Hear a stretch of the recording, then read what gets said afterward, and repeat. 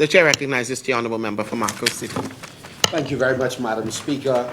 I wish to thank Almighty God for this rare opportunity to represent the people of Marco City in our Parliament and to say to them how much I appreciate them and I thank them for the confidence they have reposed in me and the team that assists in us carrying out works on your behalf.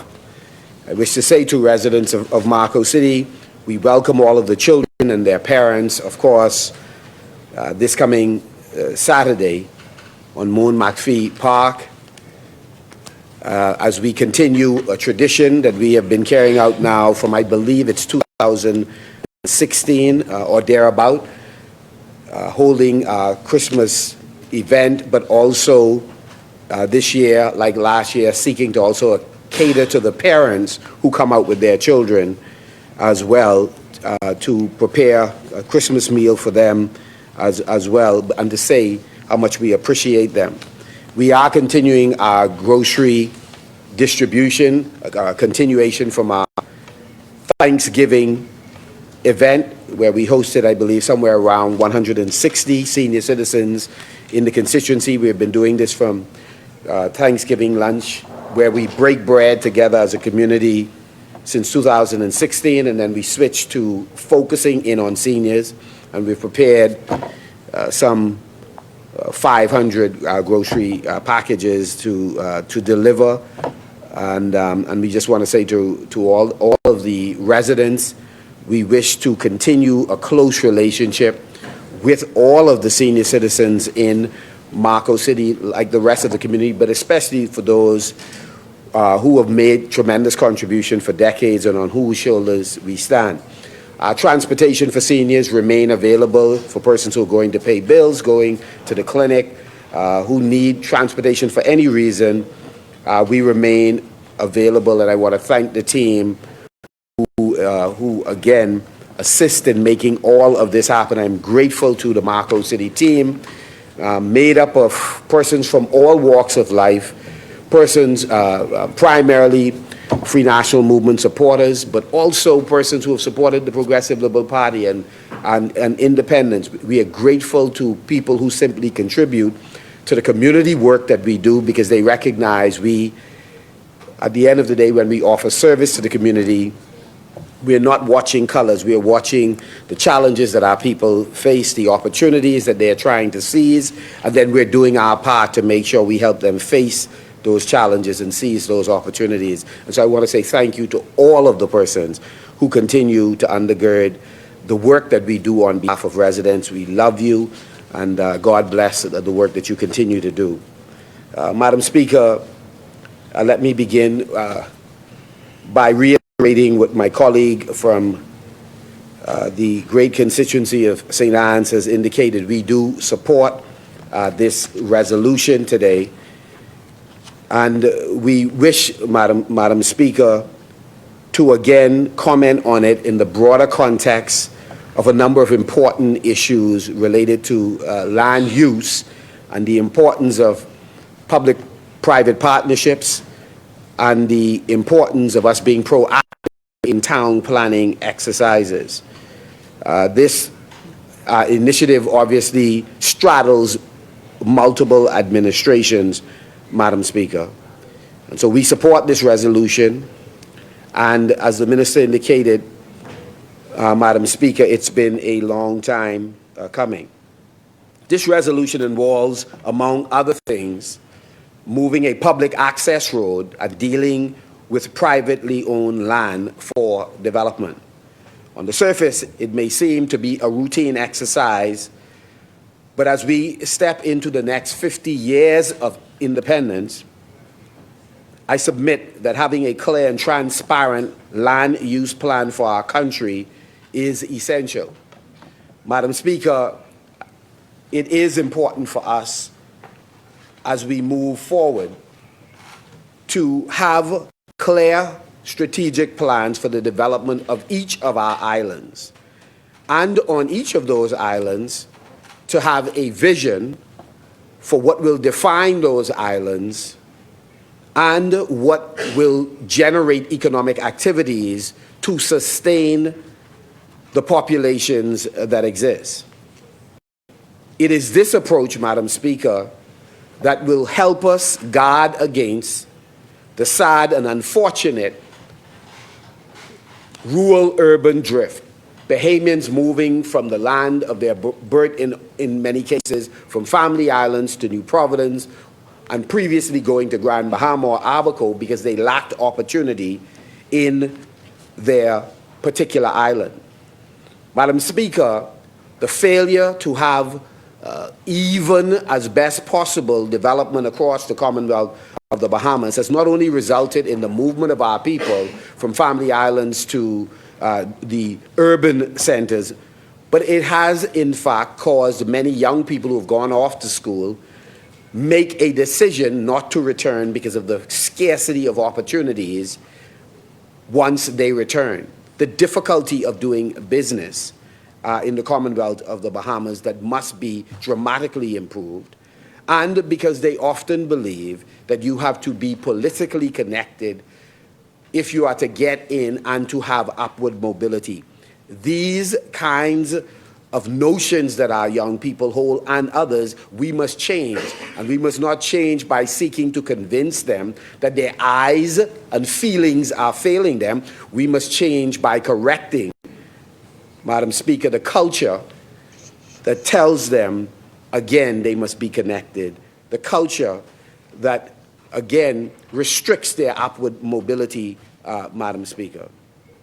And so today we discuss this resolution in the context of carefully planning for the future of this country, Madam Speaker. For that reason, again, our team supports, Madam Speaker, the National Development Plan, and we believe that far more Bahamians have participated in putting together the National Development Plan than have participated in the Blueprint for Change or any manifesto by our organization or any other. And so what we put forward as our platform will simply be a microcosm, an aspect of how we will go about helping the country to achieve that National Development Plan. And so we salute those persons who have worked on the National Development Plan, Madam Speaker.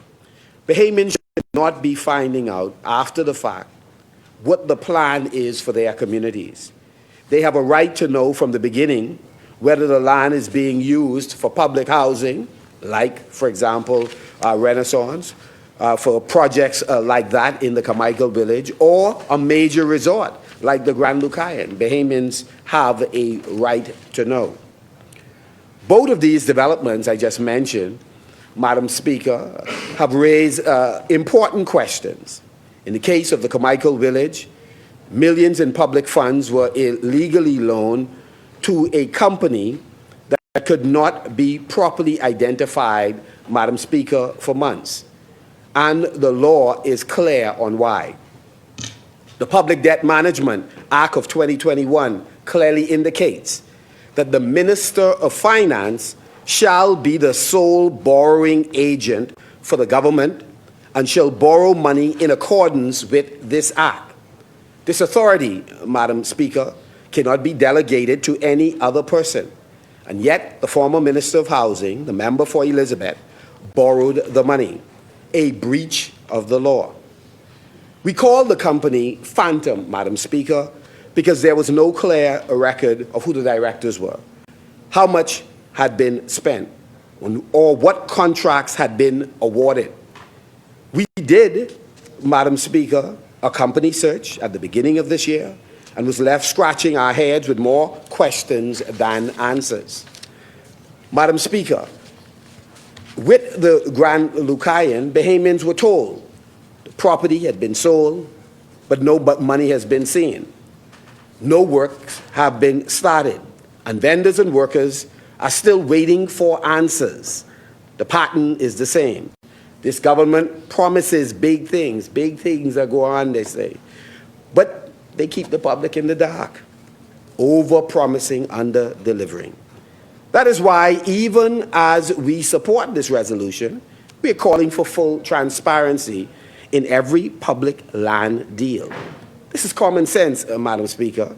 when something involves the public has a right to know. The Bahamian people deserve to know who is involved, how much is being spent, and how does it benefit them. I listened, like many others, carefully to the Minister of Housing yesterday. He finally found his voice. Couldn't find it when we were asking him immigration questions. Thank God, pressure had, we thought would have caused him to be fired or resign, but he ended up in housing. So thank God, in this case, he found his voice after months of us talking about the Carmichael Village Development Project. It was nice, long story, but it was short on facts. He has so much more explaining to do, Madam Speaker.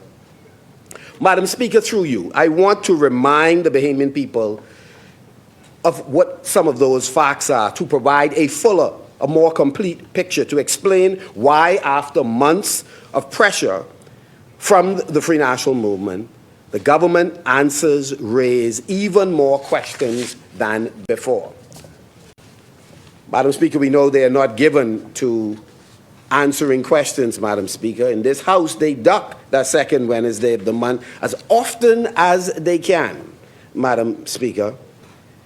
The government's narrative on the Carmichael Village is incomplete, and they know it. Yesterday, the minister spoke confidently about delivery at Renaissance at Carmichael Village, as if this progress sprang to life only after September 2021. But he left out a few important facts, Madam Speaker. He didn't bother to go in detail that a previous F&M administration was involved in the groundwork for the subdivision, where in terms of the roads having been constructed, the drainage, the design work, the subdivision mapping, and the preparation for service lots. Madam Speaker, and in May 2022, under this government, they signed a $20 million loan agreement with, again, two lending institutions to fund the construction of homes and infrastructure at Carmichael Village.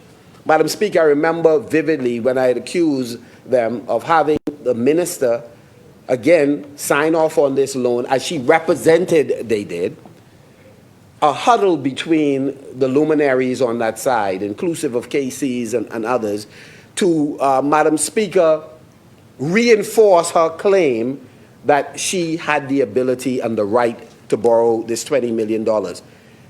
We understood, Madam Speaker, that she was a corporate soul, but a corporate soul with no ability to borrow. And again, Madam Speaker, they doubled down on their position each time we raised it. Madam Speaker, homes did not suddenly start rising from empty field. There was momentum, there was infrastructure, and there was financing architecture already in motion. The minister's version of events conveniently omits this foundation, but they moved the process along, Madam Speaker, no problems there.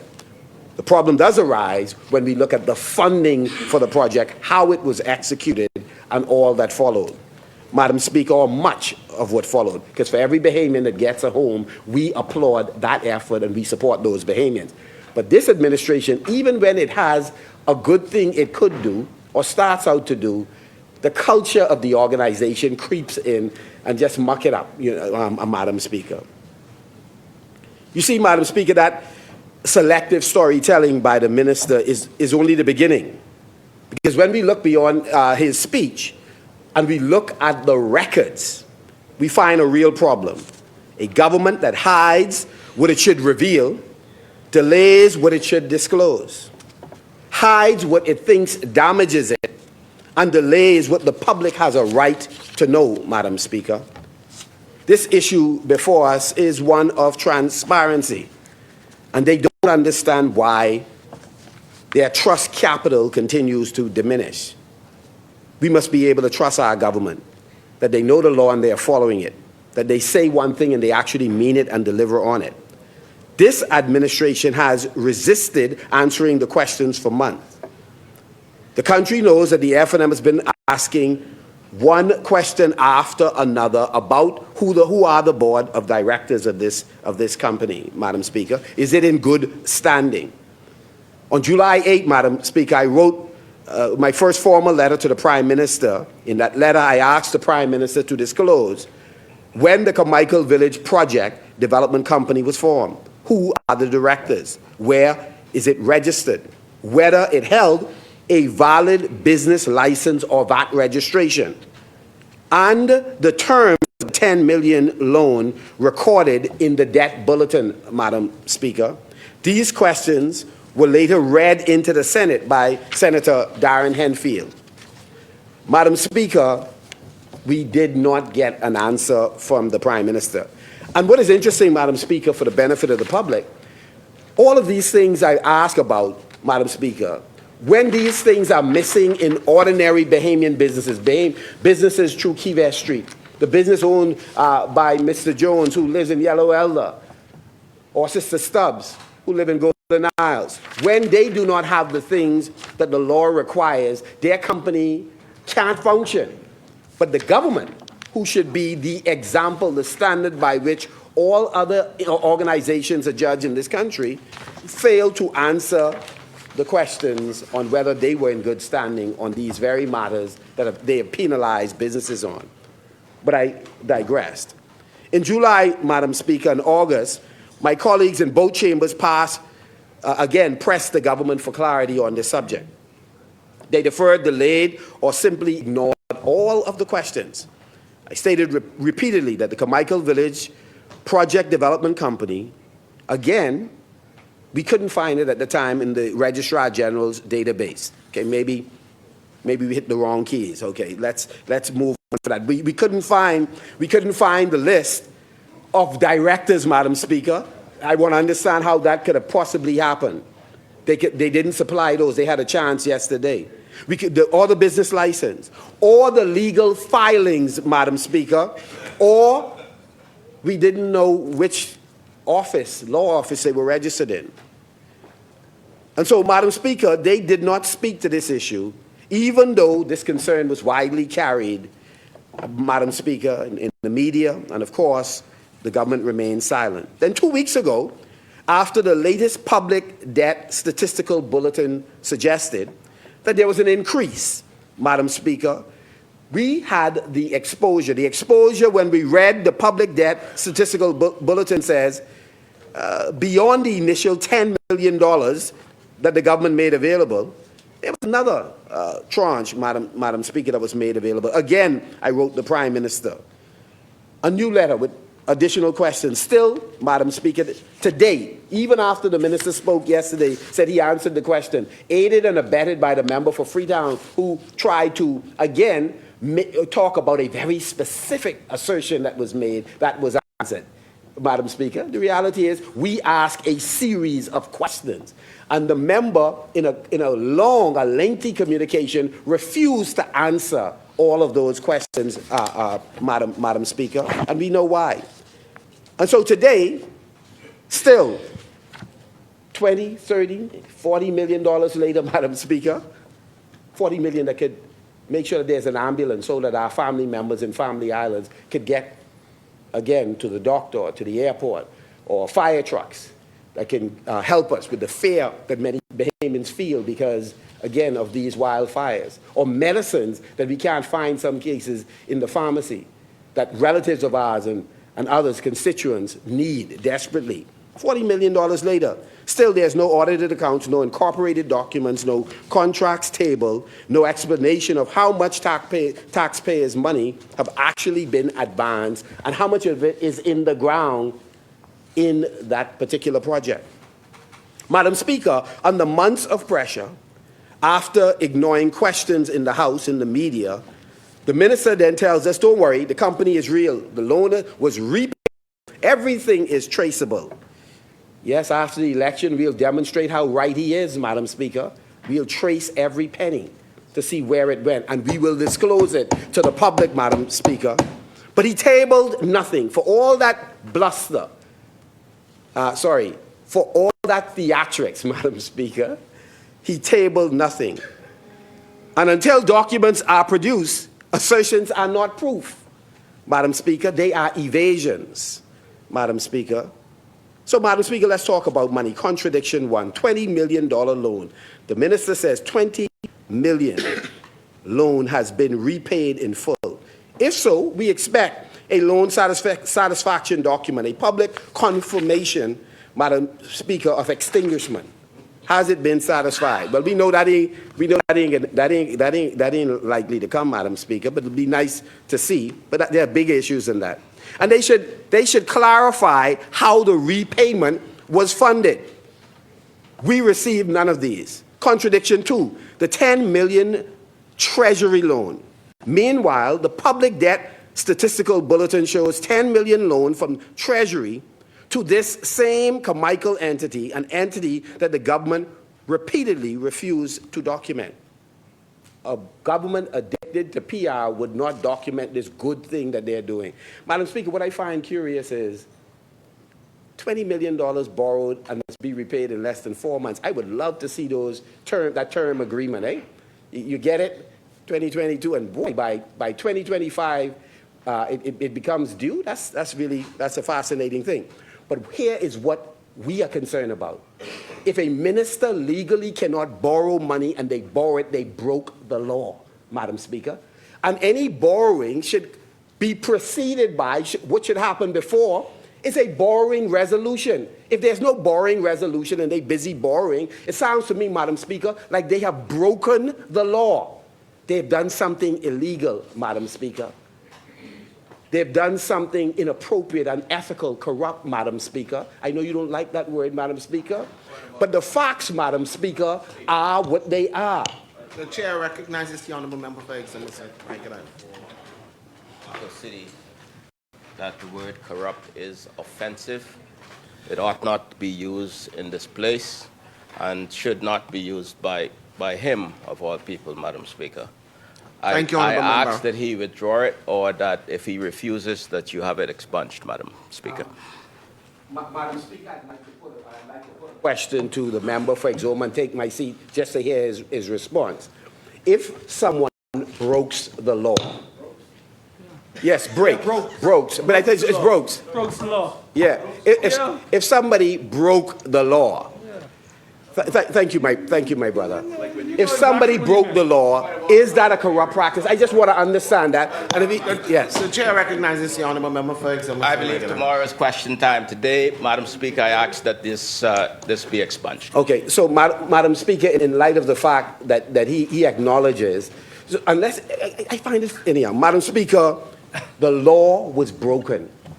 Where are you from? Key West Street, Step Street, Fox Hill, Melbourne Road, Yellow Ella, Madam Speaker. That's a corrupt practice. If you break the law, Madam Speaker. Honourable members. The chair recognizes the honourable member for free time. Madam Speaker, you know, I've said this before in this House. Marco City does not know the law. The people who advise him appear not to know the law. And what he ought to say, in his layman's view, this is a breach of the law. Okay. Now, that wouldn't mean that we're corrupt. That would mean that he's misinformed. Yes. Thank you, honourable member. And so I will have corrupt, unethical, and corrupt. Madam Speaker, the government again should have come with a borrowing resolution, Madam Speaker. $10 million should not come out of the Treasury, Madam Speaker, to repay, and then another $10 million apparently from housing. So $20 million to go and pay a loan. The question is, what happened to the first $20 million? Madam Speaker, is there $20 million or $30 or $40 million on Carmichael Road? Is it? I mean, outside of the by-election, apart from that, I mean, is there 20, 30 or 40 or 40 million, Madam Speaker, in that development? 20 million borrowed. Was it all used? And that 20 million, Madam Speaker, was to produce houses where the payments by those folks were going to pay back. Our brothers and sisters was going to pay back the loan. But insufficient homes were built, so they couldn't pay back, Madam Speaker, through their mortgage payments. The government had to step in again. Part two of this most odious It don't smell right, in other words, Madam Speaker. The deal is, they again, 20 million borrowed first illegally, in my layman's estimation, Madam Speaker, and then another 20 million to pay back the money, Madam Speaker. Something is deeply wrong, Madam Speaker. And Madam Speaker, the question is the public now carrying both the cost of the original $20 million loan and the additional taxpayer-funded advances to the project? That's the question. Are we paying for the first 20 million, and are we also paying, Madam Speaker, for the additional taxpayer-funded advances, which we advise is another 20 million? That's the question. And good governance would have caused the member for Exuma and other colleagues to get up and say, here are what the facts are, Madam Speaker, and not wait as the member the member for Carmichael waited for such a long time until the consultants had come up with a carefully crafted script to come to the House to tell this country a litany of falsehoods, Madam Speaker, to try to put in context something that cannot be properly contextualized, Madam Speaker. The chair recognizes the honourable member for Freetown. The member for Marco City is saying they don't know certain things. They've asked some questions that haven't been answered. To make an assertion of falsehood would mean that he has lied about the things he previously said.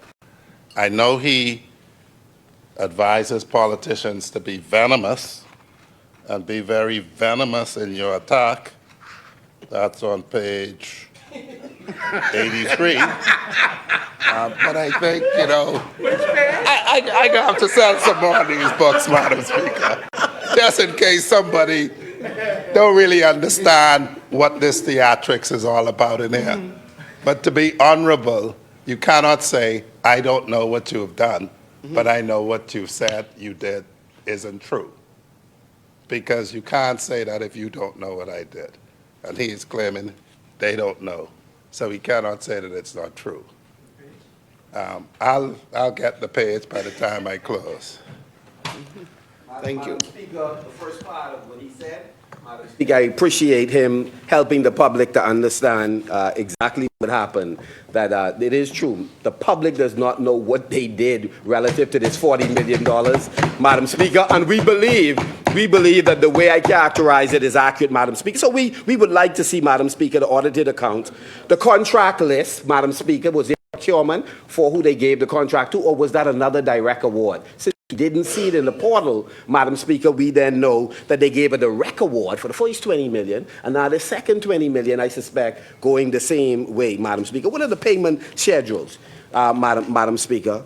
And so, again, this government is one that tells the public to trust us without doing sufficient to earn that trust. And Madam Speaker, and we are careful. We don't say that in every instance when this government makes a decision. We haven't dealt with sweeping generalization in that way. We're saying this is an excellent example of what they do far too often.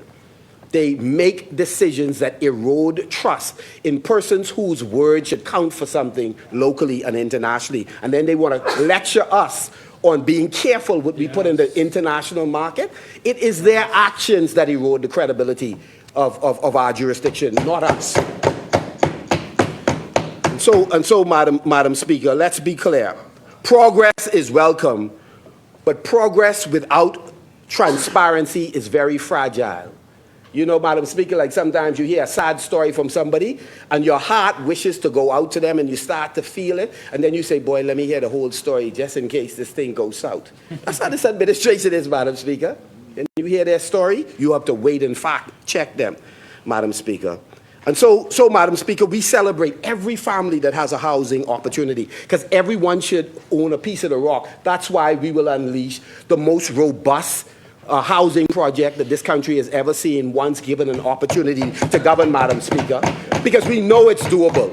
And without fear or favoritism, we'll make sure the thousands of Bahamians who are backlogged, especially those on the front line, teachers, law enforcement, Madam Speaker, social workers and nurses who are fleeing because we can't find the wherewithal to increase a package, Madam Speaker, so that they can see a possibility of staying home, feeding their family, Madam Speaker, and working in the profession that they love, because others are outstripping us in terms of what they offer. So we must find creative ways, using our land to shave costs, Madam Speaker, of their single largest investment. That's what we will do that will be different. We'll learn from past mistakes we made and the litany of mistakes this crew, the side opposite is making, to make sure that we are better than our previous selves and better than what they are doing, Madam Speaker.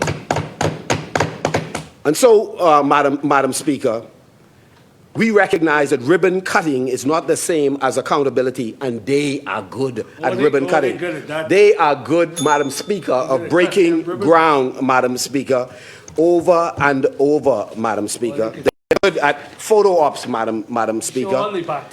And so, Madam Speaker, we want to say, Madam Speaker, as I take my seat, that the Carmichael Village Development Project has not been answered, Madam Speaker.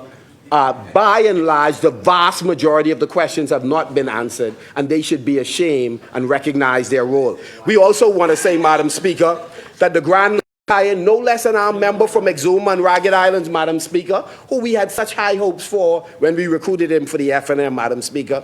We had high hopes, Madam Speaker. He got up on his feet in that party that they had, the heads of agreement signing, Madam Speaker, and said that the $120 million is in the bank. That's right. It's in the bank. And Where's Madam the money? Speaker, Madam Where's Speaker, the money, where is the money? Where's the Or money? better still, which bank was he referring to? Where is the money? Where oversell and underdeliver, Madam Speaker. And as a result, Madam Speaker, Your name stay the same? Madam Speaker, as a result, Madam Speaker, of that enthusiasm that has not produced results for the people of Grand Bahama, there are some families today that are still not paid, Madam Speaker. There are some families, Madam Speaker, who don't know the next time they will go to work at the Grand Lucayan. They don't know who is actually responsible for paying them, Madam Speaker.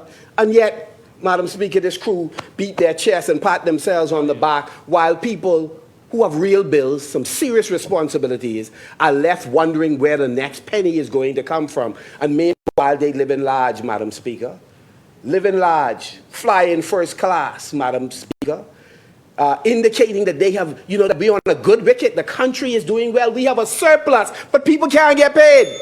Right. Madam Speaker, that's the problem with this administration. The demolition hasn't started. Money is not in the bank, Madam Speaker. No, you're all time up. And so, Madam Speaker, as I take my seat, I just want to say that we support the resolution. We support forward movement, public-private partnerships where terms are disclosed.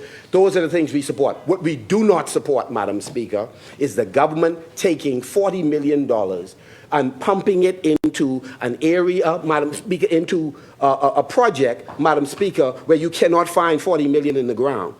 You can't find 30 or 20. Quite possibly you can't find 10, Madam Speaker. And they refuse to explain why, Madam Speaker, they took out, in my layman's estimation, a $20 million loan that was illegally acquired, and then put another $20 million, Madam Speaker, into the same project. We cannot understand why the member for Exuma would claim that $120 million is in the bank, and the Prime Minister supported him with that, Madam Speaker. We cannot understand it. But what we do understand, Madam Speaker, that their time will come shortly, Madam Speaker, when we'll be able to replace them and provide good governance for the people of the Commonwealth of the Bahamas, Madam Speaker. Marco City rests.